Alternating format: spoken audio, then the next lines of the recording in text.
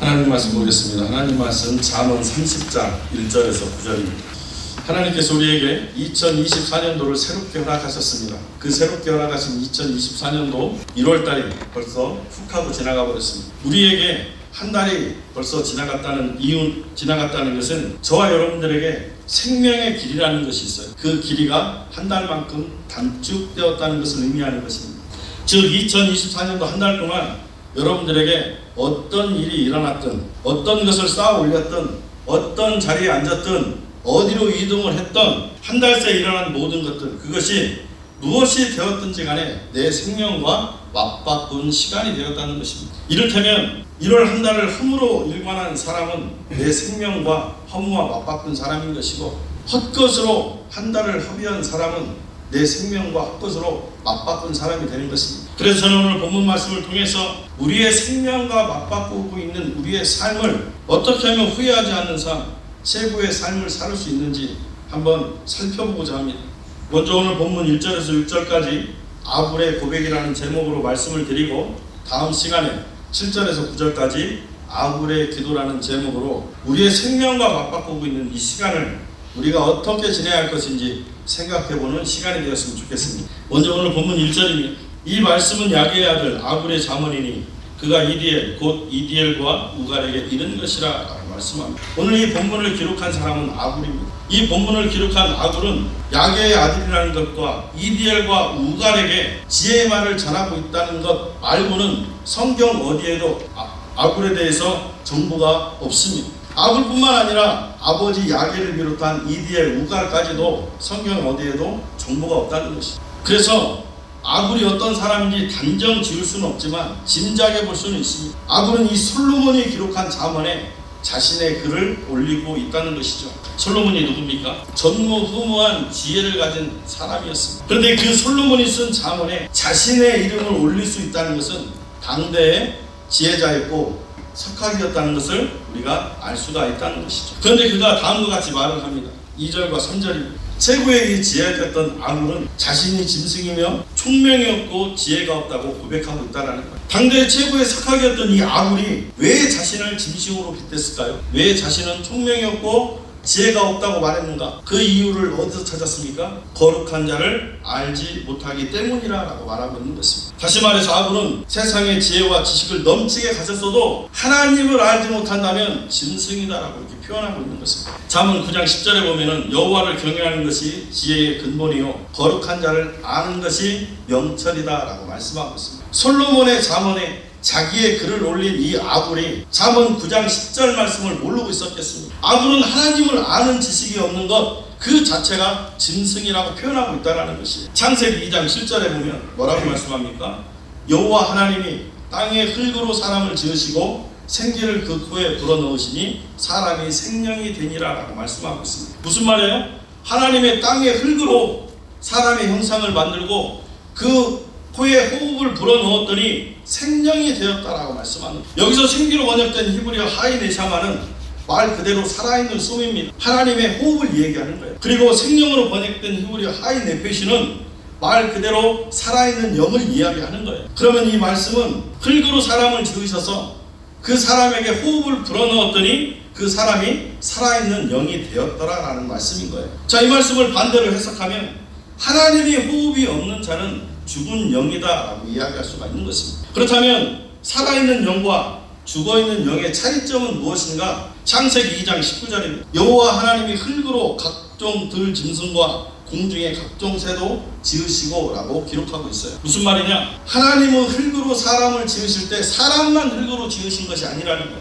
각종 들 짐승과 새들까지도 흙으로 지으셨다라고 말씀하고 있는 겁니다. 다만 하나님은 하나님께서 당신의 호흡을 사람에게 불어넣어서 살아있는 영으로 만드셨다는 거예요. 그러나 짐승은 하이네샤마 하나님의 호흡이 없었다는 것이죠. 아굴은 자신에게 하나님의 호흡이 없음이 하나님을 알지 못하는 지식과 동일시해서 자신이 짐승임을 고백하고 있는 것입니다. 우리가 사는 세상에도 석학자들, 지혜자들이 얼마나 많이 있습니까? 누가 보더라도 뛰어난 그 지식으로 인류를 이끌어가는 사람들입니다. 달에 탐사선도 보내고 인공위성도 띄우고 우리가 영화에서나 불법했던 자동차가 사람도 없이 달리는 세상이 되어가고 있습니다. 그래서 너나 할 것 없이 누구든 석학이 되고 싶어 하고 있습니다. 내가 아니면 내 자식이라도 제발 지혜자가 되기를 원하고 있지 않습니다. 그러나 우리가 볼 때 그들이 뛰어난 지혜자요 지식인이지 하나님이 볼 때도 그런가 하는 것이죠. 하나님이 보실 때는 아니라는 거예요. 아무리 세상을 이끄는 지혜를 가졌다 하더라도 하나님 중심 밖에 있으면 아파르, 먼지와 티끌일 뿐이라는 거예요. 하나님 중심에서 비껴나 있으면은 하마르티아, 죄인이라는 것입니다. 죄인과 먼지와 티끌에 무슨 가치가 있어요? 전혀 가치가 없습니다. 이 사람들의 특징은 자기 욕구대로 살아간다는 거예요. 왜요? 소망이 육신에 있기 때문에 그런 것입니다. 짐승이 뭡니까?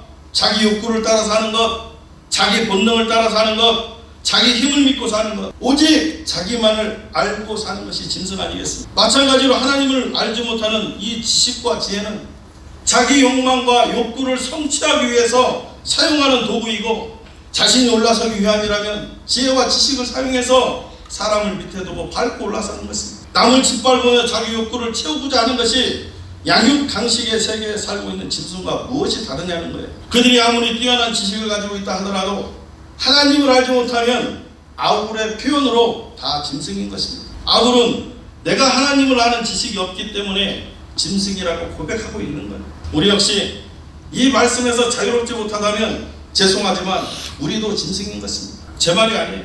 아굴이 하는 얘기. 그런데 사도 바울은 한술 더 떠서 말하고 있습니다. 빌립보서 3장 4절에서 8절입니다. 제가 이 말씀을 쉬운 성경으로 읽어드리겠습니다. 사실 육체적으로 보면 나 스스로를 믿을 수도 있습니다. 이 세상 어느 누구보다도 인간적인 조건을 더욱 많이 갖춘 사람이 바로 나입니다.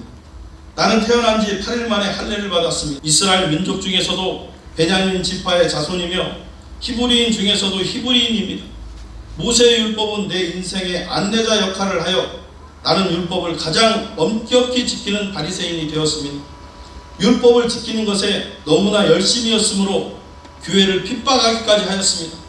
내가 모세의 율법을 지키고 따르는 데 있어서는 그 어느 누구도 허점을 찾을 수 없을 정도였습니다. 그때는 이 모든 것이 내게 소중하고 가치 있는 것들이었습니다. 그러나 예수 그리스도를 만난 이후 그 모든 것이 아무 쓸모없는 것임을 알았습니다. 그것뿐만 아니라 이 세상 그 어떤 것도 내 주 예수 그리스도를 아는 것과 비교가 되지 않았습니다. 예수 그리스도를 위하여 나는 모든 것을 버렸습니다. 모든 것이 쓰레기처럼 아무런 가치가 없다는 것을 이제 압니다. 이로써 나는 그리스도를 알게 되었습니다. 라고 이야기했다는 것입니다. 사도 바울은 자타가 공인하는 엘리트였어요. 사도 바울이 그동안 세상에서 쌓은 지식은 완벽했습니다. 그리고 사도 바울에게 있어서 모든 것들이 너무나 소중한 것들이었다는 것이죠. 그러나 사도 바울은 예수 그리스도를 알고 난 후에 자신이 쌓은 지식이든 자신이 가지고 있는 모든 소중한 것들이든 가치 있는 것들이든 간에 쓰레기였음을 고백하고 있다는 것. 개역개정에서는 배설물 똥이라고 해석해놨습니다. 아굴은 짐승이라고 표현했는데 사도 바울은 더 심한 표현을 쓴 거예요. 내가 예수 그리스도를 알기 전에 내가 가진 것은 다 똥이었다라고 이렇게 말하고 있는 것입니다. 쓰레기나 똥에 대한 부연 설명이 필요합니까? 이것들은 그냥 버리는 거예요. 악취가 나고 눈살을 찌푸리게 하는 것이죠. 짐승은 생명이라도 있죠. 이것들은 생명도 없습니다. 그냥 버려져야 하는 것들입니다. 이렇게 아굴이나 사도 바울의 이 고백의 의미는 무엇이겠습니까? 하나님 외에는 소중한 것이 없다라는 거예요. 하나님 외에는 중요한 것이 없다라는 것입니다. 하나님 외에는 자랑할 것이 없다고 고백하고 있는 것이에요. 이 두 사람의 고백은 어떤 고백이겠습니까? 인격적으로 하나님을 만난 사람의 고백이라는 것이에요. 하나님의 영광을 깨달은 사람의 표현인 것입니다. 당대에 내노라 하는 학자요 지혜자인 이 아굴과 사도 바울이 하나님을 인격적으로 만나가 보니 자신은 짐승이요 내가 가지고 있는 것은 다 똥이었다라고 고백하고 있는 것입니다. 그렇다면 우리에게도 이런 고백이 있을까요? 주님, 제가 주님을 인격적으로 만나고 보니 제가 짐승이었습니다. 주님, 제가 주님을 인격적으로 만나고 보니 제가 그토록 수고하며 애쓰고 쌓아올 일을 했던 모든 것들이 쓰레기였습니다라는 고백만. 그리고 아굴은 알았습니다. 인간의 지식과 지혜로는 하나님을 알 수 없다는 것을 알았어요. 4절입니다. 4절 같이 한번 읽어보겠습니다. 제가 이 말씀을 세번역 성경으로 읽어드리겠습니다. 하늘에 올라갔다가 내려온 사람이 누구며 바람을 자기 손에 움켜쥐고 있는 사람이 누구냐? 물을 그 옷자락으로 싸고 있는 사람이 누구며 땅의 모든 경계선을 그은 사람이 누구인가? 그 사람의 이름은 무엇인지 그 아들의 이름은 무엇인지 정말 네가 아느냐라고 기록되어 있습니다. 아굴에 너는 아느냐의 질문은 일종의 수사학적 표현이지만 인간이 가진 지식과 지혜로는 절대 하나님을 알 수 없음을 말하고 있는 것입니다. 유한한 인간이 무한하신 하나님을 어떻게 알 수 있겠습니까? 여러분들 알고 계십니까? 하나님의 존재도 못 믿는데 하나님을 어떻게 알고 있습니까? 설사 하나님의 존재를 믿는다 하더라도 그 사람이 하나님을 어떻게 알 수가 없는 것입니다. 우리가 가진 지식으로 말씀으로 세상을 창조하신 하나님의 역사를 단 쌀 한 톨 만들 수 없는 우리가 하나님의 그 위대함을 우리 지식으로 담을 수 있겠습니까? 우리 상식으로 홍해를 가르신 하나님의 능력을 이해할 수 있냐는 거예요. 우리의 지혜로 하늘 보자 버리시고 이 땅에 성육신하셔서 십자가에 달려 죽으신 그 하나님의 뜻을 우리가 헤아릴 수 있냐는 것입니다. 아굴은 이 유한한 인간이 무한하신 하나님을 아는 것은 불가능하다고 이야기하고 있는 것입니다. 그래서 아굴은 지혜와 지식이 아닌 여호와를 경외하는 것이 지식의 근본이요 거룩한 자를 아는 것이 명철임을 깨닫고 있다라는 것입니다. 본문 5절입니다. 하나님의 말씀은 다 순전하며 하나님은 그를 의지하는 자의 방패시라라고 말합니다. 아굴은 하나님의 말씀이 순전하다고 이야기하고 있어요. 그리고 그를 의지하는 자에게 방패가 되시는 하나님임을 말씀하고 있습니다. 여기서 순전하며로 해석된 히브리어 체로파는 정화하다, 재련하다라는 뜻을 갖고 있는 거예요. 온갖 이물질이 붙어있는 이 원석을 재련을 통해서 순정으로 만드는 것을 의미하고 있다는 것이에요. 그러면 하나님의 말씀이 다 순전하다는 것은 무슨 의미를 갖고 있겠습니까? 세상에 불순물이 가득한 저와 여러분들을 하나님의 말씀으로 정화하겠다는 것입니다. 다시 말해서 영이 죽어있는 인간의 그 죄성과 악함이 하나님으로부터 정화될 때 비로소 하나님을 의지할 수 있게 되는 것이고 그 하나님을 의지하는 사람에게 하나님이 방패가 되어주시겠다고 하시는 말씀인 거예요. 우리는 누구나 하나님 앞에 나갈 수 있지만 온몸의 세상의 불순물을 잔뜩 가지고는 하나님 앞에 나갈 수는 없는 것입니다. 왜요? 하나님은 우리를 용납하시지만 죄는 절대로 용납하시는 분이 아니시기 때문인 거예요. 그래서 우리는 하나님께 나아가기 위해서는 재련의 과정을 통해서 순정품이 되었을 때 비로소 하나님을 의지할 수 있게 되고 그 하나님을 의지하는 자를 하나님께서 방패로 막아주시는 하나님이시다는 것입니다. 6절입니다. 너는 그의 말씀에 더하지 말라. 그가 너를 책망하시겠고 너는 거짓말하는 자가 될까 두려우니라 라고 말씀합니다. 너는 그의 말씀에 더하지 말라. 무엇을 의미하는 말씀이겠습니까? 순정품에 불순물을 섞어서 부피나 무게를 늘리지 말라는 말씀인 거예요. 즉 하나님의 말씀에 인간의 상상력, 지식, 생각, 지혜, 경험 이런 것들을 섞어서 하나님의 말씀을 전하지 말라는 것입니다. 지금까지 하나님의 말씀은 보이지 않는 실체였기 때문에 국회와 왜곡이 항상 있어 왔습니다. 사도 바울은 고린도전서 2장 17절에서 이렇게 말하고 있습니다. 우리는 수많은 사람들처럼 하나님의 말씀을 혼잡하게 하지 아니하고 곧 순전함으로 하나님께 받은 것 같이 하나님 앞에서와 그리스도 안에서 말하노라 이렇게 말하고 있습니다. 무슨 말입니까? 당시 고린도 지역에 수많은 설교자가 있었는데 그들은 하나님의 말씀을 전하면서 자신의 지식, 상식, 생각, 이성, 경험들을 다 섞어서 하나님의 말씀을 왜곡되게 전했다는 거예요. 그래서 사도 바울이 나는 하나님 앞에 그리스도 안에서 정직하게 하나님의 말씀을 전했다고 말하고 있는 것이에요. 여기서 혼잡하게라고 번역된 헬라어 카펠리오는 카펠루스라는 명사에서 파생된 말입니다. 이 카펠루스는요 행상이라는 뜻을 갖고 있는 단어입니다. 행상 뭔지 아시죠? 장사꾼 얘기하는 거예요. 2000년 전 장사의 수단은 가게보다 행상들이 많았습니다. 그래서 대부분 장사꾼들이 보따리를 가지고 그 안에 뭐 기름이고 포도주 뭐 이런 여러 가지 물건들을 넣고 돌아다녔던 거예요. 여러분 생각해 보세요. 2000년 전에 무슨 교통수단이 있었겠습니까? 이쪽 마을에서 내가 포도주를 팔고 난 다음에 저쪽 마을 갔다가 저쪽 마을 갔다가 또 저쪽 마을 갔다가 포도주를 팔았던 이 마을로 다시 돌아오려면 상당한 시간이 걸렸다는 거예요. 그래서 이 행상들은 가게를 가지고 있는 상인들보다 자기 호주머니를 불리기 위해서 부패한 상거래를 해왔다는 것이에요. 그래서 그 기름이나 포도주에 가짜 싸구려 성분을 섞어가지고 부피를 늘리고 무게를 늘려서 자기 호주머니를 채워왔던 사람들을 말하고 있다는 거예요. 지금 바울이 이 얘기를 하고 있는 것입니다. 그런데 고린도에 있는 수많은 설교자가 자기 호주머니를 불리기 위함이라면, 자기 이름을 높이기 위함이라면, 자기 권력을 차지하기 위함이라면, 자기 유익을 위함이라면 하나님 말씀에 상관없이 불순물에 막 섞어가지고 전하고 있었다는 것입니다. 예수님께서 예루살렘 성전을 정화하실 때 유대 종교 지도자들이 성전을 어떻게 했다고 말했습니다. 성전을 강도의 소굴로 만들었다고 말씀하셨습니다. 강도의 소굴은 말 그대로 강도질을 하는 사람들이 모여서 하는 것입니다. 여러분 영화에서 봤죠? 강도 소굴을 다 비칠 때 어떻습니까? 두목이 닭다리 하나 탁 뜯고 있지 않습니까? 주변에 온갖 금은보화부터 해서 식량, 가축, 귀중품들이 넘쳐납니다. 무슨 말이겠습니까? 이들은 배고파서 도둑질하는 것이 아니라 더 배를 불리고 더 누리고 더 가지기 위해서 사람을 죽이는 짓을 하는 것입니다. 마찬가지로 예루살렘의 유대 종교 지도자들 역시 더 먹고 더 누리고 더 가지기 위해서 성전의 강도의 소굴로 만들었다는 것입니다. 이와 다르지 않게 고린도의 수많은 설교자들도 자신의 유익이라면 하나님의 말씀에 불순물을 타서 말씀을 전하고 있었다는 것입니다. 모세가 이스라엘 지도자들에게 뭐라고 말하고 있습니까? 신명기 4장 2절입니다. 내가 너희에게 명령하는 말을 너희는 가감하지 말고 내가 너희에게 내리는 너희 하나님 여호와의 명령을 지키라 라고 말하고 있습니다. 제가 이 말씀을 쉬운 성경으로 읽어드리겠습니다. 내가 여러분에게 전하는 이 말씀에 다른 것을 더하거나 빼지 말고 내가 여러분에게 전하는 하나님 여호와의 명령에 복종하십시오 라고 말하고 있습니다. 인간인 주제에 감히 하나님의 말씀에 불순물을 타서 변질 수 없다라는 것입니다. 지식의 교만, 지혜의 오만을 따라서 하나님의 말씀을 더하기도 하고 빼기도 하는 것은 본인 스스로가 하나님이 되고자 하는 것입니다. 꼭 불순물을 가미해만 하나님의 말씀을 변질시키는 것도 아닙니다. 하나님의 말씀에 대한 무지도 마찬가지입니다.